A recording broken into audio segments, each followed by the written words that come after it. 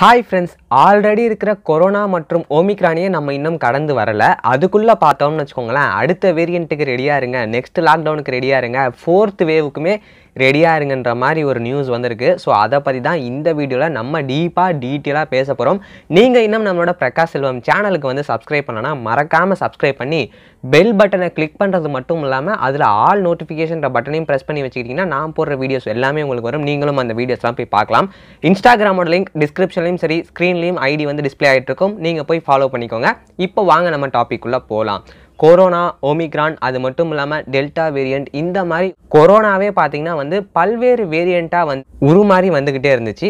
அதில் ஒரு வகை ரீசெண்டாக இப்போ ஒன்று கண்டுபிடிச்சிருக்காங்க. ஸோ அதுதான் என்னன்னு வச்சுக்கோங்களேன், சைப்ரஸ் நாட்டில் வந்து டெல்டா கிரான்ற ஒரு புது வேரியண்ட்டை கண்டுபிடிச்சிருக்காங்க. இதை யார் கண்டுபிடிச்சதுன்னு வச்சுக்கோங்களேன், ஹாஸ்ட்ரிகஸ். இவர் யாருன்னா சைப்ரஸ் நாட்டில் இருக்கக்கூடிய பயாலஜிக்கல் சயின்ஸ் டிபார்ட்மெண்ட்டில் இருக்கிற ப்ரொஃபஸர் தான் இவர் தான் பார்த்தீங்கன்னா இப்போ புதுசாக கண்டுபிடிச்சிருக்கிற டெல்டா கிரானை இவர் தான் கண்டுபிடிச்சாரு. இவங்க எப்படி கண்டுபிடிச்சாங்கன்னு வச்சுக்கோங்களேன், சைப்ரஸ் நாட்டில் வந்து ரீசெண்டாக நிறைய கொரோனா கேசஸ் வந்து இன்க்ரீஸ் ஆக ஆரம்பிச்சிருக்கு. ஸோ அப்போ அந்த வைரஸை வந்து ஆய்வு பண்ணும்போது இது வந்து கொரோனா மாதிரியும் இல்லை, ஓமிக்ரான் மாதிரியும் இல்லை, அது மட்டும் இல்லாமல் ஆல்ஃபா வேரியண்ட் மாதிரியும் இல்லை, பீட்டா வேரியண்ட் மாதிரியும் இல்லை, டெல்டா வேரியண்ட் மாதிரியுமே இல்லை, இதில் வந்து 2 வேரியண்டோட கலப்பு மாதிரி இருக்கேன்னு அதை ஆய்வு பண்ணும்போது தான் ஒரு திடுக்கிடும் தகவல் கிடைச்சிருக்கு. என்னன்னா, கொரோனா வேரியண்ட்ல பார்த்தீங்கன்னா வந்து அந்த டெல்டா வேரியண்ட் இருக்கு இல்லையா, அதுவும் அது மட்டும் இல்லாமல் இப்போ புதுசாக வந்து ஸ்ப்ரெட் ஆகிட்டு இருக்கு இல்லையா ஓமிக்ரானும், இது ரெண்டுமே கலந்த மாதிரி டெல்டா கிரான்ன்ற ஒரு புது வைரஸை கண்டுபிடிச்சிருக்காங்க.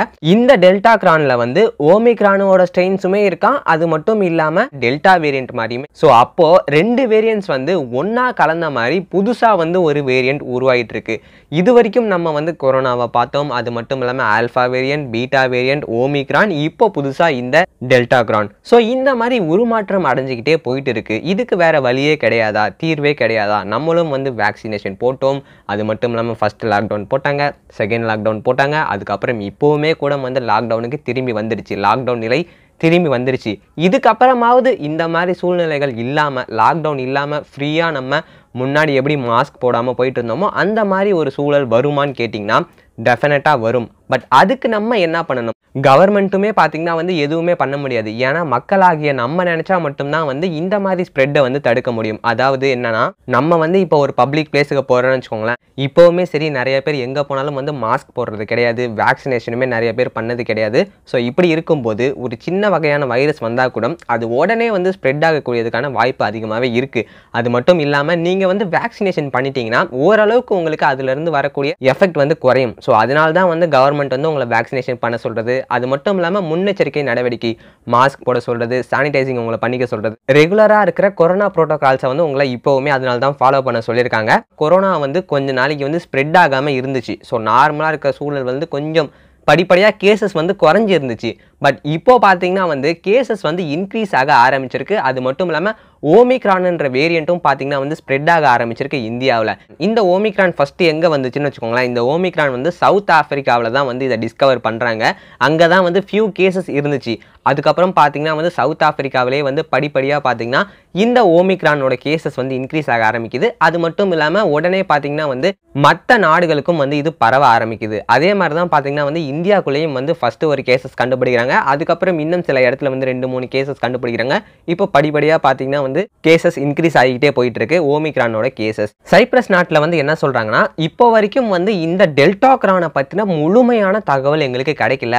நாங்கள் பண்ண முதல் கட்ட ஆய்வில் பார்த்தீங்கன்னா ஓமிக்ரானும் அது மட்டும் இல்லாமல் டெல்டா வேரியண்ட், இது 2ஓட ஸ்ட்ரெயின்ஸும் பார்த்தீங்கன்னா வந்து இந்த டெல்டா கிரானில் இருக்குது. இதுதான் வந்து முதல் கட்ட ரிசர்ச்சில் வந்து எங்களுக்கு தெரிய வருது. இதை பற்றி ஃபர்தராக ரிசர்ச் பண்ணதுக்கு அப்புறம் தான் இதோட தன்மைகள் என்ன, இதோட எஃபெக்ட் என்ன, இது வந்துச்சுன்னா வந்து எந்த அளவுக்கு வந்து நமக்கு டேமேஜ் இருக்கும், ஸோ இதை பற்றிலாம் வந்து ஃபர்தராக வரக்கூடிய ரிசர்ச்சில் தான் வந்து எங்களால் கண்டுபிடிக்க முடியும். ஸோ அது மட்டும் இல்லாமல் இப்போ சொன்னோம் இல்லையா இந்த டெல்டா கிரான் வந்து WHO-வால் அஃபிஷியலாக அனௌன்ஸ் பண்ணப்பட்ட பேர் கிடையாது, இப்போதைக்கு கண்டுபிடிச்சிருக்காங்க இல்லையா. ஸோ அதனால இதுவும் வந்து ஒரு வேரியண்ட், இப்படியும் வந்து ஒரு வைரஸ் இருக்குன்னு தெரிஞ்சுக்கணும்னு சைப்ரஸ் நாட்டில் வந்து இப்படி இதுக்கு பேர் வந்து டெல்டா கிரான்னு வச்சிருக்காங்க.